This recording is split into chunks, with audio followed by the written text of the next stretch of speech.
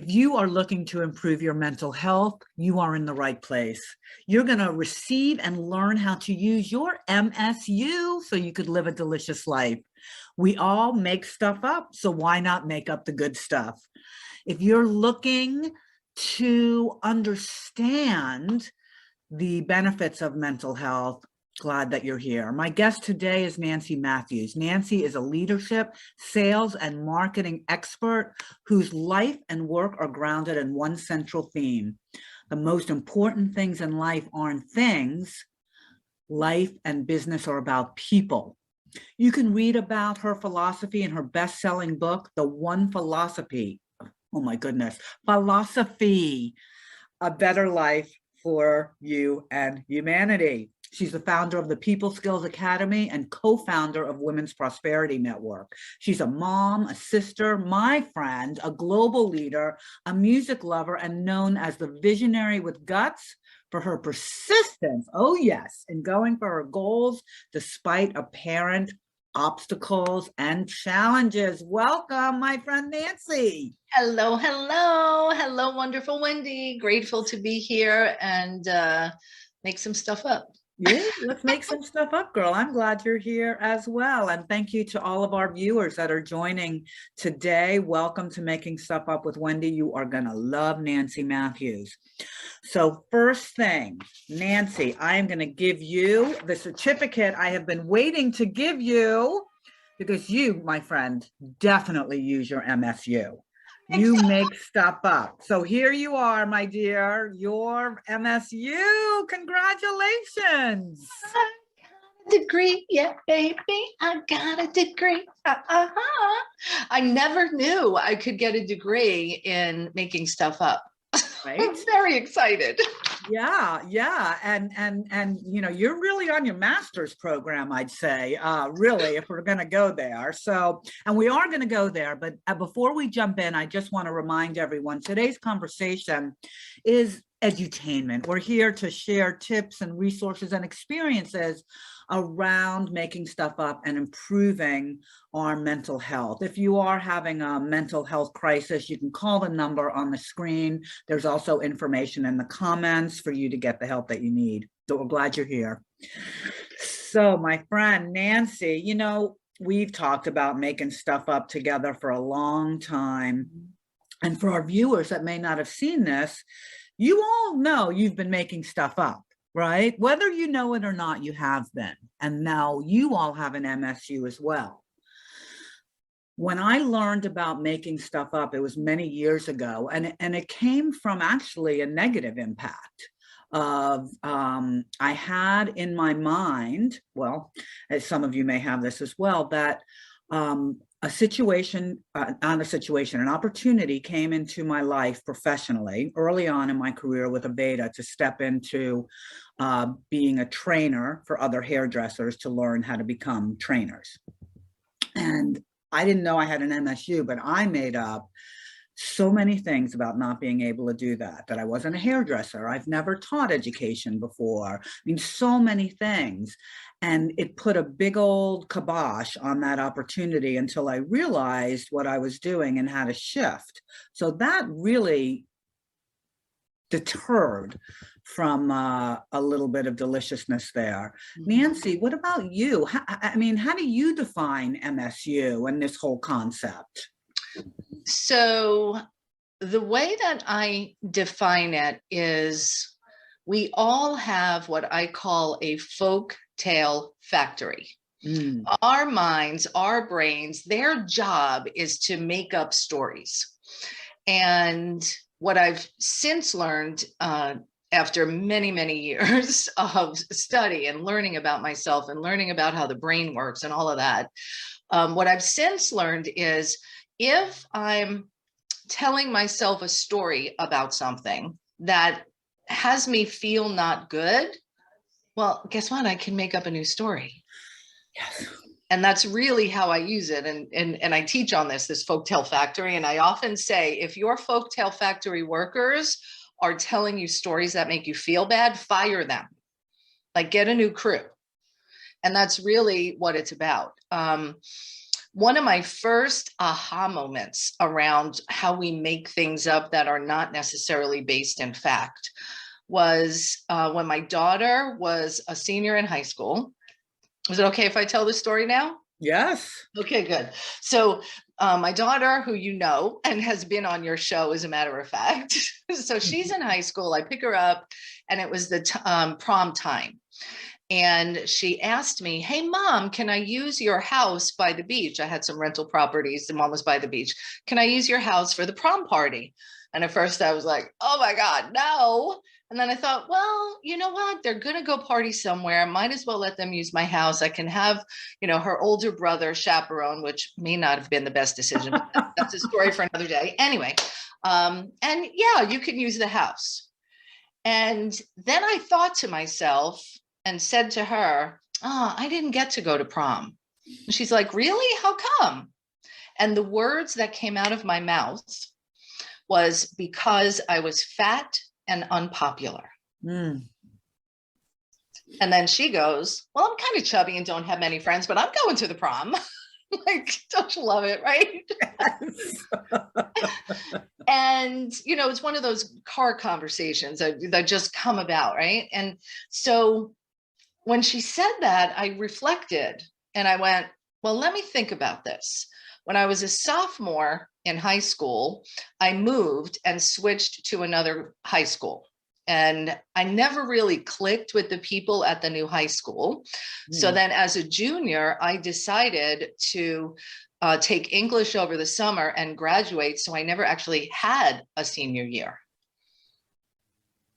So think about the impact my story about myself, that I was fat and unpopular, how did that impact the choices that I made, the husbands, the boyfriends, all of the things that I did? And that was a big eye opener for me, that we tell ourselves stories that are not necessarily based in fact. Yes, yes. I love the way you articulate that. Telling ourselves, making stuff up is about telling yourself stories that are not based in fact. Well, we jump to conclusions all the time. When you had that opportunity, you were jumping to the conclusion, you didn't know how to do it. None of that was based in fact. I had a situation a couple of weeks ago where, and it was around, COVID, and one of my friends had tested positive, got better, didn't have a negative test yet, and thought it was okay to go to the store. So I went into my little judging mode. I can't believe the little judging. The Judge Judy was working full time that day, telling me stories. And I went, wait a minute. I bet that's actually, it is that this person is negative and it's no big deal. So I made up a story that made me feel better, as opposed to being so judgy about this person.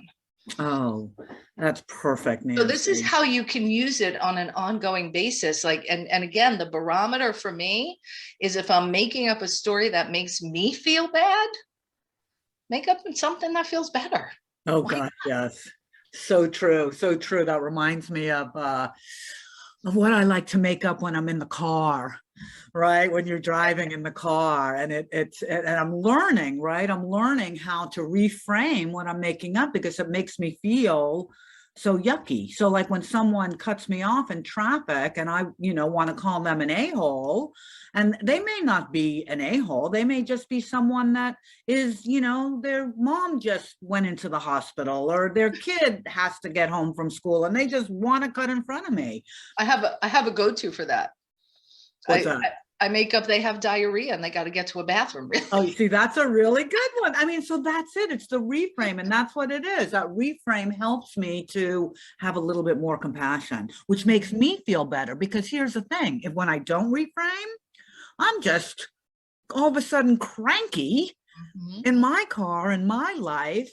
It impacts the rest of my day. And everybody you connect with. Yes. And that person is driven on and didn't even know. So it's really, when you really start getting curious with yourself, for Nancy's, stating that, and for you all that are listening, as you get curious with yourself about what are the stories you're telling yourself, what's happening in your folktale factory, that's brilliant. And having the ability to change it. right? I think that's the gift I'm hearing you share right now, Nancy, is that you have the ability to change it. And it's not always easy. Like, let's be real. Oh, yes. It's not always easy because we are emotional beings and we have these emotional responses to things. And it really requires practice and a commitment to notice what you're feeling, what you're thinking, and where your buttons are being pushed. Yes. Yeah. Yes. Those buttons. I got buttons. We all have buttons, right? But we want to, and even in this conversation, right? For those of you, you're thinking, oh, are those buttons good or those buttons bad, right? What if we had good buttons? Yeah. Right? What if I'm just making this up in the moment right now, girl? The buttons are always a negative thing. What if we started putting our attention on people pushing the positive buttons? Push my happy button. Push my happy button, make me feel good. Like when we get off a phone call together or we do yoga together, you feel good. That was one of those things that you feel good. So more of that, please. Yes. So in the comments, what kind of buttons do you want pushed? Because right? Let us know. Let us know. Yeah. What kind of positive buttons do you want pushed? And, well, I'm not going to go down the button pushing conversation, but Nancy, tell me about in the last week how you've used your MSU. Well, the story that I just mentioned about this whole thing about COVID, blah blah blah. Yes. Yeah, so that was very recent. The other place that you make stuff up is with your imagination and what you want to bring into your life and what you want to create. And, I make stuff up about, a new course I might put out or something new that I'm doing or a trip that I'm going to take. Like all of that is making stuff up. We do it all the time. So it's the faculty of imagination is wonderful when you're choosing and really being intentional about making things up, imagining things that make you feel good. Yeah. As opposed to let's look at worry and fear. Like that's making stuff up too. You don't have any fact, you're projecting into the future. Yeah, absolutely. Well, I know that you exercise your body physically. Because we do it together. I know. And and for those of you, we'll tell you a little inside secret. We have been doing yoga together almost every morning since you have the calendar marked, but it was like end of March 2020. That's right. Wow, we're coming on 2 years. I know. We got to have a party or something for our anniversary. I wish Adrian could come. Anyway, we digress. So I know what you do physically. Do you have any mental health exercises that you practice? Oh, yeah. And when I notice that I'm feeling more tense or stressed, or when things are irritating me more throughout the day and I'm feeling worried, because I go through all those emotions too.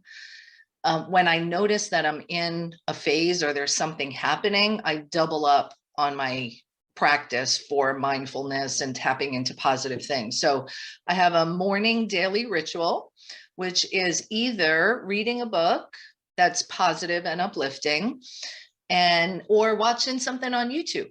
So love my YouTube, love your YouTube. I watch your show, right?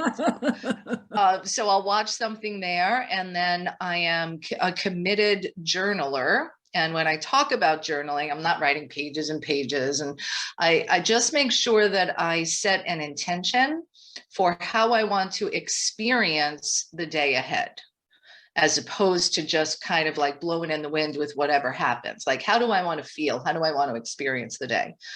And I've been journaling very consistently since I was about 32. So that was a long time ago. And I noticed that in the times of my life where I skipped it, I was on a vacation or I got really busy or I slept in, like, we went in and out of these phases. I noticed that the times that I missed, my life was more stressful and more challenging. Mm-hmm. So 1,129 days ago, I made a commitment to never miss a morning of journaling. Wow, congratulations. Yeah, and it's just a little bit. Like I said, Yeah, I do some gratitude. I have a gratitude practice, and just set my intention for how I want to feel. Or here's the other thing. This is really good. If I'm feeling yucky about a situation, a person, an event, whatever it is, if I'm feeling yucky about it, I write it all out on paper, and getting it out of me allows me to process it. Absolutely. Absolutely. Instead of swirling around in your head, which then becomes a very dangerous neighborhood to visit on your own. Yes. So that's getting it out there. Beautiful, beautiful. Well, that, all of those rituals, which is really what we're talking about here. And each of you listening can find your own rituals that support your MSU, right? Of first knowing what it is you're wanting to make up, and then using a ritual to allow you. And when you spoke about journaling, Nancy, how you want to feel that day, how you want the day to progress for you, that's all made up, right? But you put your attention on that, and I know the majority of the time you receive that. And if you don't receive it, do you have to use your MSU again? Sometimes. Several years ago, I had a really challenging day. So, the time I was going through was challenging. So I woke up in the morning, and those thoughts in your head. Sometimes I refer to them as the monkeys in monkey mind. It's going all over and thinking about all these things bouncing around. Yeah. So I did my journaling. I was like, okay, I'm feeling good. I can go out in the day. And then I got a call from an irate client. I was like, oh, better get centered again, move to the next moment from a better perspective. The monkey started chattering. Oh, pause, just do. And I use the prayer of Ho'oponopono, which if we have time, I'll tell them about. But I had a meeting at a client's house, and I go to the client's house, and I'm sitting down in the dining room waiting for the client to come in. And all of a sudden in the background, I hear, ee, ee. And I hear it again. I thought I'd lose my mind. Hear it again. Ee. This man had monkeys in his backyard. I could not escape the monkeys that day. No matter. So my main mission, like, okay, I guess I'm just supposed to have a monkey mind today. Yep. Aye. And I think that's you kept reframing, right? You just kept taking it and reframing. And that's the beauty that we all have as conscious creators, and being able to choose our thoughts, is that we can reframe the situation. And your MSU is very powerful for that, because sometimes what you have to reframe, you don't have evidence for it being that way. Right. And I'm going to say it again. It is not an easy thing, but it's a muscle. Yes. So the more you practice it in little scenarios, the better prepared you'll be for the big ones that come up. Yes. Yeah. It's just like the yoga. Yeah.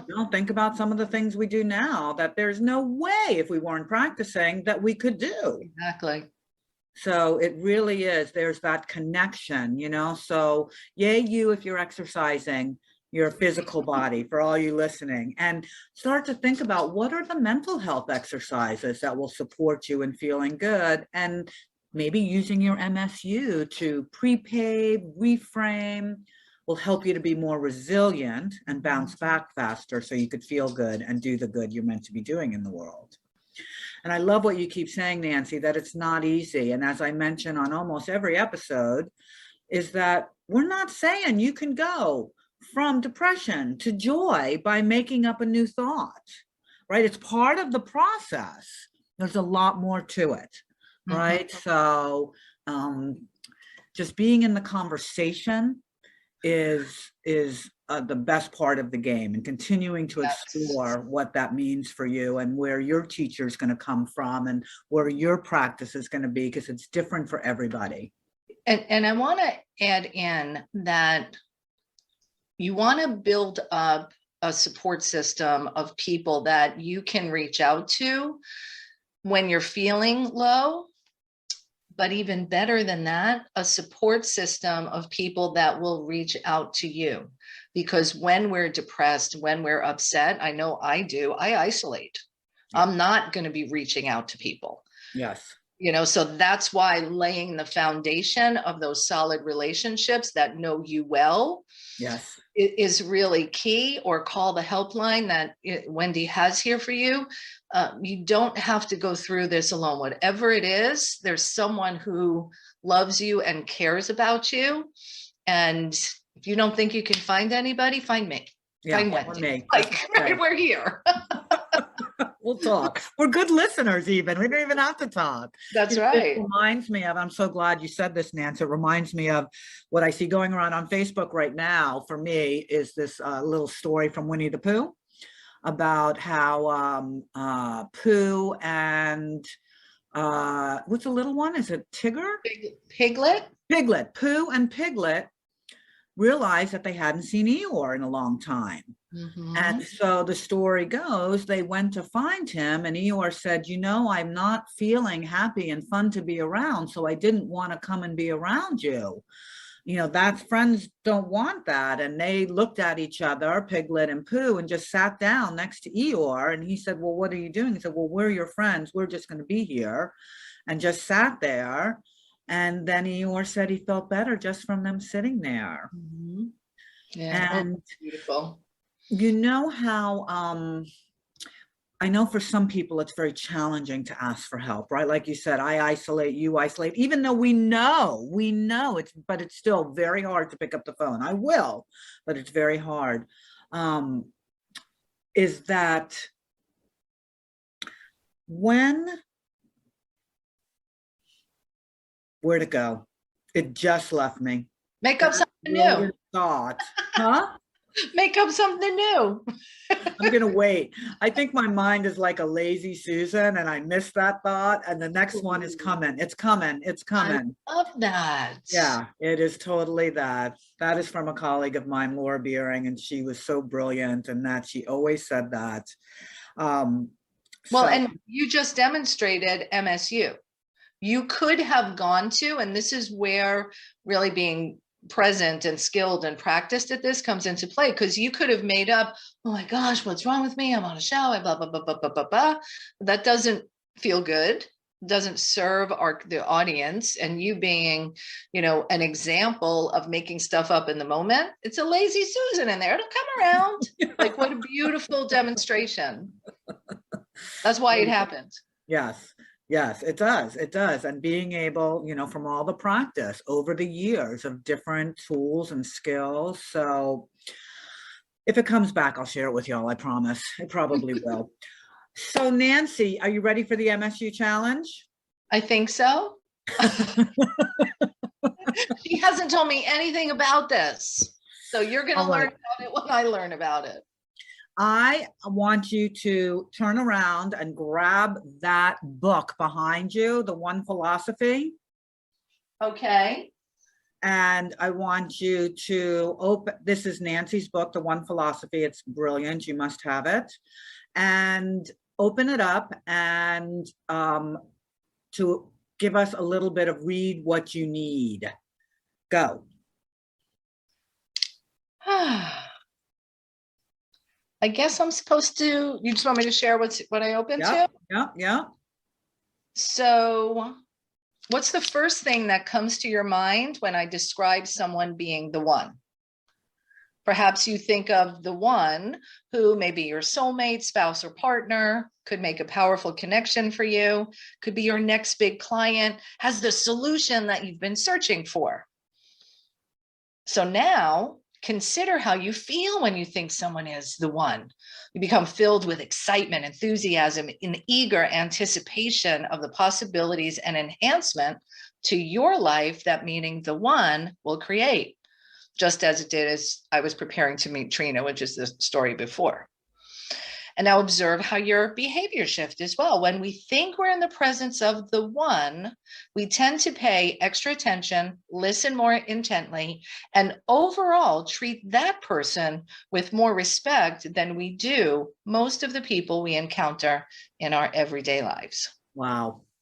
That is, well, that is your philosophy, and it's very powerful, but it just speaks to what I heard, just very simply, and please, partners, that in this context of making stuff up, is that when we meet people, we have an opportunity to choose how we want to think about them, right? Whether they're the a-hole that just cut me off, or they may be the one that had me slow down so I didn't get a speeding ticket. We have a choice about that. And if we saw more people as the one to open the door, crack the door, I don't know how to say that part, then the impact in our world would be, oh my gosh, I think about mental health, what it would be if we really saw and treated everyone as the one, and everybody did that for others. Wow. That's my vision. That's the world I am working at co-creating with you, with all of the people I know, with people I don't yet know. And I know that when we can learn and remember that every single human being was once a beautiful baby that you looked at with pure unconditional love and hope and possibility. Every single human being was this one time. And then stuff happened, and they got hurt, and they got upset, and they were like, not good stuff happened. And they're walking, the people that you think are mean, angry, untrusting, stealing, jealous, like all of those qualities that you don't like are just covering up. They're the pain body, as Eckhart Tolle refers to it. That's their pain body that's acting out and speaking out. But they were once this. And if you can remember this in a moment, we can all get back to getting along and being united, even if we disagree. But if you remember this, that's the path. Beautiful. Oh gosh, that is so rich. I hope that you all felt that like I did, because what a beautiful vision. Beautiful. Thank you, Nancy. Thank you so much. And thank all of you for joining us today on Making Stuff Up with Wendy. We drop episodes every week on Saturday mornings, and you can subscribe right below, and also just go ahead and share it with friends that you feel may need to hear this to support them in making up the good stuff when they're using their MSU. Nancy Matthews, thank you so much for your time and your wisdom and your love. Your pleasure. I thank you so much for bringing this conversation and inviting me to be a part of it. Awesome. Awesome. And thank all of you again for joining. And remember, if you're going to make stuff up, you might as well make up the good stuff. See you next time.